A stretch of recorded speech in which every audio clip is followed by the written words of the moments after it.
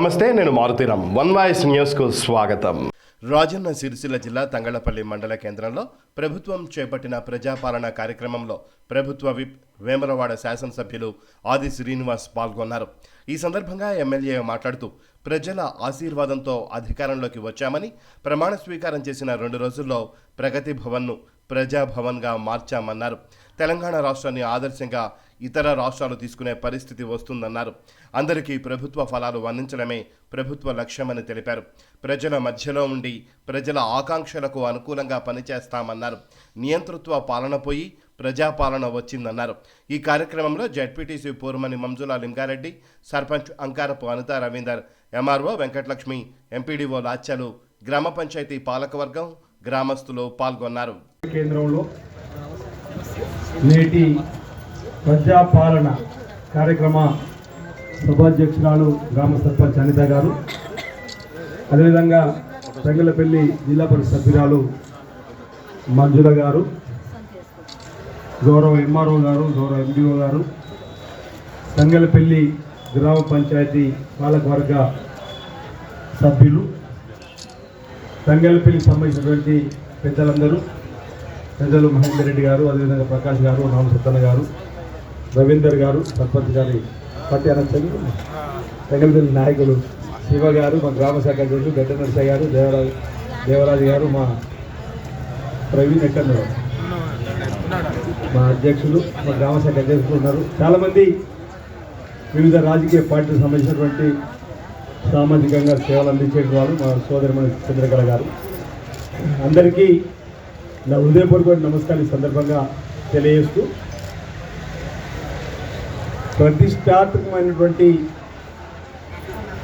6 గ్యారెంటీల అమలు కోసం ప్రజల వద్దకే పరిపాలనను తీసుకురావడం ఒక లక్ష్యంతో గతంలో ఎవరికైనా పని కావాలని దరఖాస్తు పెట్టుకోవాలనుకుంటే మీ సేవ లేదా గ్రామ పంచాయతీ కార్యాలయం దరఖాస్తు ఫారం కూడా కొనుక్కొని దరఖాస్తు పెట్టుకునే పరిస్థితి ఆనాటి రోజులైతే, నేడు ప్రభుత్వమే దరఖాస్తులు ఇస్తూ ప్రభుత్వమే ప్రజల చింతకు వచ్చి ఉదయం 8 నుంచి సాయంత్రం 6 గంటల వరకు కూడా వివిధ గ్రామాల్లో, వివిధ పట్టణాల్లో ప్రజాపాలనలో 6 గ్యారెంటీల కోసం దరఖాస్తు తీసుకున్నటువంటిది ఇది ఒక చరిత్రగా చెప్పవచ్చు. దేశంలో ఏ రాష్ట్రంలో కూడా ఇలాంటి కార్యక్రమం అమలు కాలే. బహుశా మన తెలంగాణ రాష్ట్రాన్ని ఆదర్శంగా తీసుకొని ఇతర రాష్ట్రాలు ఈ కార్యక్రమాలు అమలు చేసేటువంటి కార్యక్రమం జరగబోతున్న మాట ఈ సందర్భంగా చెప్తూ, రాజన్న సిరిసిల్ల జిల్లాలో 255 గ్రామాలు, 2 మున్సిపాలిటీలలో 28వ తేదీ నుండి ఈ ప్రజాపాలన కార్యక్రమంలో దరఖాస్తు తీసుకునే స్వీకరణ కార్యక్రమం చేస్తే ఇప్పటి వరకు 1,50,808 దరఖాస్తుల్ని ఆయా కుటుంబాలు ఈ ప్రజాపాలనలో దరఖాస్తు పెట్టుకున్నారు. ఇతర దరఖాస్తులు రేషన్ కార్డు కానీ వ్యక్తిగతంగా సంబంధించినటువంటివి 20,614 దరఖాస్తులు నిన్నటి రాత్రి వరకు ఈరోజు వచ్చినటువంటి కంప్యూటర్లో క్రోడీకరించడానికి కోసం వచ్చినటువంటి అధికారికంగా లెక్కలు.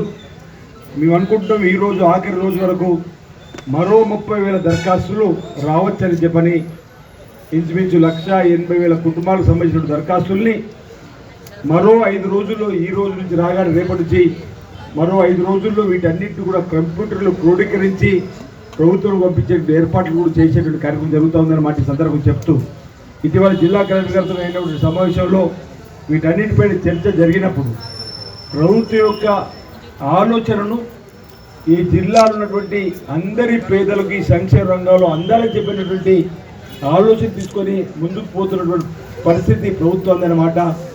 ప్రభుత్వం పేదల పక్షాన్ని నిలబడుతుందని చెప్పినటువంటి మాట సందర్భంగా తెలియజేస్తూ, ఎన్నికల కంటే ముందు ప్రధానంగా సంక్షేమ రంగంలో ఈ ప్రభుత్వం సంక్షేమ రంగాన్ని ఒకవైపు, అభివృద్ధిని మరోవైపు 2 సమాంతరంగా పరిగెత్తించి ఎస్సీ, ఎస్టీ, బీసీ, మైనార్టీ, రైతు వర్గాలను అభివృద్ధి పథకంలో తీసుకోవడం లక్ష్యంలో భాగంగా అనేక కార్యక్రమాలు తీసుకోవాలని చెప్పిన ఒక సంకల్పం తీసుకుందని మాట చెప్తూ, ఎన్నికలకు ముందు మీ 6 గ్యారెంటీలు అమలు చేస్తామని చెప్పినాం.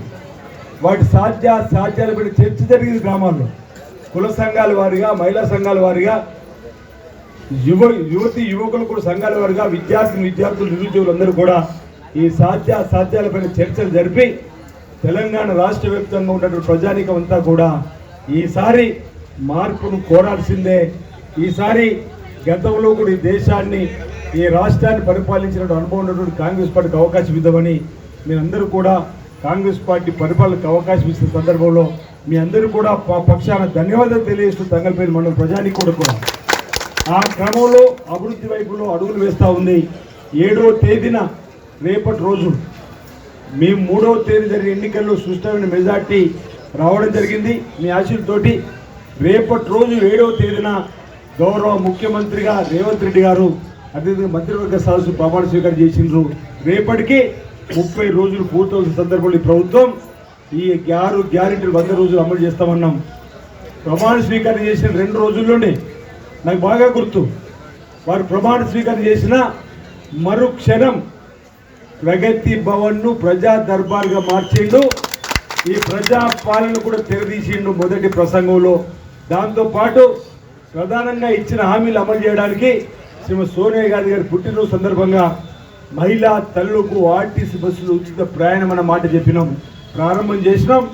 ఇప్పటివరకు వచ్చిన లెక్కలు 8 కోట్లు మహిళా తల్లులు 0 టికెట్ మీద ప్రయాణం చేశారంటే ఎంత పాపులర్ అయిందో పథకం కూడా ఆలోచన చేయవలసింది కోరుతూ 10 లక్షల రూపాయల వరకు రాజీవ్ ఆరోగ్యశ్రీని కూడా అమలు చేసుకున్నటువంటి కార్యక్రమాన్ని ఇప్పటికే అమలు చేసుకొని ముందుకు పోతున్నాం. పేదలకు వైద్యాన్ని ఉచితంగా అందించే కార్యక్రమంలో దాంతోపాటు మనం ఇక్కడ 6 గ్యారెంటీలకు సంబంధించినటువంటిది ఇక్కడ మన వెనుక పోస్టర్ ద్వారా ఏవైతే మిగతావి అందాల్లో తీసుకుంటున్నాం. ప్రధానంగా నేను ఈ వారం రోజులుగా అనేక గ్రామాల్లో రాజన్న సిరిసిల్ల జిల్లా వ్యాప్తంగా ప్రతి మండలంలో కూడా ప్రభుత్వ పక్షాన పర్యటించి ఆయా గ్రామాల్లో ఉన్నటువంటి వారిని చైతన్యపరిచే కార్యక్రమంలో దరఖాస్తు చూస్తే ప్రతి ఒక్క కుటుంబం సిలిండర్ దగ్గర ట్రిక్ పెడతా ఉంది, ప్రతి ఒక్క కుటుంబం 200 యూనిట్ల దగ్గర ట్రిక్ పెడతా ఉంది.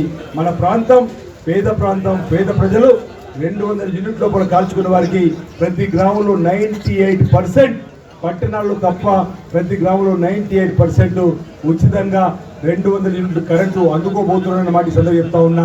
ప్రతి కుటుంబానికి 500 రూపాయలకి సిలిండర్ అందుకోబోతున్న మాట చెప్తా ఉన్నా. గతంలో పేదల కోసం ఉపయోగపడే పథకాలు ఏమైనా వచ్చినాయంటే ఉపాధి హామీ పథకమే కానీ, గరీబ్ అటవ ద్వారా పేదలకు ఇంధన మిల్లుల నిర్మాణం కానీ, భూముల పంపిణీ కార్యక్రమం కానీ అనేక పేదలకు ఉపయోగపడే కార్యక్రమం తీసుకొచ్చినటువంటి ఆ ప్రభుత్వం ద్వారా మళ్ళీ ఈరోజు పేదలకు ఉపయోగపడే కార్యక్రమాలు, ఇల్లు లేని వారికి ఇల్లు, ఈరోజు పెన్షన్ లేని వారికి పెన్షన్ అనేటువంటిది దీని ద్వారా మనకు సంక్షేమ రంగంలో అందరికీ ట్రిక్కులు పెట్టుకునే పరిస్థితి కనిపిస్తూ ఉంది. నాకైతే విశ్వాస నమ్మకం ఉంది ఈ 100 రోజుల్లో ఈ ప్రభుత్వం ఇచ్చిన మాట ప్రకారం మీ మధ్యలోకి వస్తూ ఆ పథకాలు కూడా అమలు చేసే కార్యక్రమాన్ని ఈ సమావేశం ద్వారా ఇదివరకే పెన్షన్ తీసుకునే వాళ్ళకి దరఖాస్తులు అవుతుందని చెప్పినాం. ఇదివరకే రైతుకు సంబంధించినటువంటి అప్పుడు రైతు బంధు, ఇప్పుడు రైతు భరోసాగా వాళ్ళు కూడా దరఖాస్తు అవసరం లేదు, ఆటోమేటిక్గా వాటిని కూడా పెన్షన్ 2,000 4,000 చేసి ఆ రోజు 10,000 పెన్షన్ రైతు బంధువులు 15,000 కూడా ఇచ్చే కార్యక్రమం అమలు చేస్తున్న మాట కూడా చెప్పడం జరిగింది. కాబట్టి ఎవరు కూడా ఆందోళన చెందకుండా మరి ఈరోజు ఆఖరి తేదీ కాబట్టి ఇక్కడ ఉన్నటువంటి ఎంఆర్ఓ ఎండిఓ ద్వారా నేను అధికారులు కూడా ప్రత్యేకంగా అభినందిస్తూ ఉన్నా. ఉదయం 8 గంటలకి ఆయా గ్రామాలకు వెళ్ళి సెల్లులో సైతం కౌంటర్లు 100 కుటుంబాలకు ఒక కౌంటర్ ఏర్పడేసి అదనంగా దరఖాస్తుల కొరకు ఒక కౌంటర్ ఏర్పడేసి ప్రజల దగ్గర నుంచి దరఖాస్తులు స్వీకరించేటువంటి కార్యక్రమంలో విజయవంతమైనరు. అందుకే అధికారులు కూడా ప్రభుత్వం పక్షాన అభినందనలు అందేలా కలెక్టర్ గారు కూడా చెప్పడం జరిగింది. సమన్వయంగా జిల్లాల అధికారులు కూడా బాగానే పనిచేస్తున్నారని చెప్పనమాట. అదేవిధంగా కంప్యూటర్లో క్రోడీకరించే విషయంలో కూడా జాగ్రత్తగా ఏదైనా దరఖాస్తులు ఏదైనా కాలువలో అక్కడ వాళ్ళు మర్చిపోయినట్టయితే సంబంధిత గ్రామ కార్యదర్శికి లేదా సంబంధించినటువంటి అధికారులకు ఫోన్ చేసైనా వారికి నేను కొన్ని దరఖాస్తు చూసినప్పుడు అసలు పేదలు వాళ్ళు కానీ కరెంటు 200 యూనిట్ల కాడ కాకుండా 200 యూనిట్ల కాడ దరఖాస్తు పెడితే మళ్ళీ నేను దాన్ని కొట్టేసి 200 లోపల పెట్టడం జరిగింది. మీరు రాండమ్ చెక్ చేసినప్పుడు తెలుస్తుంది. ఒకవేళ పేదలు అలాంటివి ఏమైనా పెట్టుకుని ఉంటే కొంతమంది సిలిండర్ దగ్గర కూడా పెట్టుకుంటలేరు. అలాంటివి తప్పనిసరి 2 అంశాలు మాత్రం ప్రతి కుటుంబానికి ఉపయోగపడుతుంది. కాబట్టి అవసరమైతే మళ్ళీ ఆ గ్రామ కార్యదర్శితోని చెక్అవుట్ చేసి అందరికీ ఈ పథకాలు అందే విధంగా మీ సహకారం అందించాలని కోరుతున్నా. ఒకవేళ మీరు కంప్యూటర్ క్యాన్లో పెట్టే వాళ్ళకు సిలిండర్ రాయలేకపోతే 200 యూనిట్లు రాయకపోతే వాళ్ళకి రాదు. వాళ్ళు లబ్ధిదారికి రారు. అప్పుడు మళ్ళీ గ్రామాలలో మనపైన ఒత్తిడి పెరుగుతుంది. కాబట్టి అధికారులు కంప్యూటరీకరణ చేసే క్రమంలో ఆ కోణంలో కూడా దయచేసి చక్కటి సమన్వయంతో మరి ముందుకు పోవాలని చెప్పని ఈ అంశంలో కలెక్టర్ గారికి దృష్టి కూడా తీసుకుని పోతామని మాట ఈ సందర్భంగా నేను చెప్తూ, ఈరోజు ప్రభుత్వం ఖచ్చితమైనటువంటి ఆలోచనతో ముందుకు పోతా ఉంది. 100 రోజుల్లో పేదలకు ఇంతకుముందు జడ్పీటీసీ గారు మాట్లాడినప్పుడు కానీ సర్పంచ్ గారు మాట్లాడినప్పుడు కానీ అంశాలు చెప్పినప్పుడు కూడా ప్రజలలో అక్కడక్కడ అనుమానం తలెత్తుతుందంటే ఆ అనుమానాలు కూడా మేము సమాధానం ఇచ్చినాం. ప్రధానంగా అసెంబ్లీ నడిచినప్పుడు రాష్ట్ర ప్రజలకు ఈ రాష్ట్ర ఆర్థిక పరిస్థితి వాస్తవ పరిస్థితి తెలవాలని చెప్పే శ్వేత పత్రాలు విడుదల చేసే సందర్భం తప్ప ఆ శ్వేత పత్రాలను అప్పుడు అడ్డు పెట్టుకొని సంక్షేమ కార్యక్రమం ఆపుదామనే ఆలోచన ప్రభుత్వం లేదని గౌరవ ముఖ్యమంత్రి గారు చెప్పారు, మంత్రులు చెప్పారు, మేము కూడా చెప్పినాం. 6,71,000 కోట్ల అప్పు ఉందనేటువంటి పరిస్థితిని ప్రజలకు తెలవాలనే ఉద్దేశంతో శ్వేత పత్రం ద్వారా మేము విడుదల చేసిన మాట ఈ సందర్భంగా చెప్తూ, అయినా సంక్షేమ రంగాన్ని ఎక్కడ కూడా వెనక్కి పోనీయకుండా సమాంతరంగా ఓవైపు అభివృద్ధి ఓవైపు సంక్షేమాన్ని తీసుకొని ముందుకు పోతుంది ప్రభుత్వం అన్నమాట. ఈ తంగలపల్లి మండల కేంద్రంలో ఉన్నటువంటి ప్రజానికానికి మీ ద్వారా జిల్లా ప్రజలకు తెలియజేస్తూ, జిల్లా అభివృద్ధి కూడా అన్ని రంగాల్లో కూడా ముందుకు తీసుకుపోయేటువంటి బాధ్యతను ప్రధానంగా సాగునీటి రంగంలో, త్రాగునీటి రంగంలో, రోడ్లు బ్రిడ్జిల నిర్మాణం, అదేవిధంగా వైద్యానికి సంబంధించినటువంటి అంశంలో, ఇతరత్ర భద్రతకు సంబంధించినటువంటి అంశంలో కూడా తప్పనిసరిగా ఇక్కడ ఉన్నటువంటి ప్రాంత ప్రజాప్రతినిధుల ఆలోచనకు అనుగుణంగా పనిచేస్తూ ఈ ప్రభుత్వం ముందుకు పోతుంది. ఈ ప్రాంత కూడా ఈ సందర్భంగా నేను తెలియజేస్తూ, ఈరోజు తంగలపల్లి గ్రామానికి సంబంధించినటువంటి పాలక వర్గానికి, తంగలపల్లి మండల ప్రజలకు, మా మిత్రులకు కూడా నన్ను ఆహ్వానించి ఈ కార్యక్రమంలో పాల్పంచుకునే విధంగా చేసినటువంటి వారికి ప్రత్యేకమైనటువంటి ధన్యవాదాలు తెలియజేసి ముగిస్తున్నాను. జై హింద్.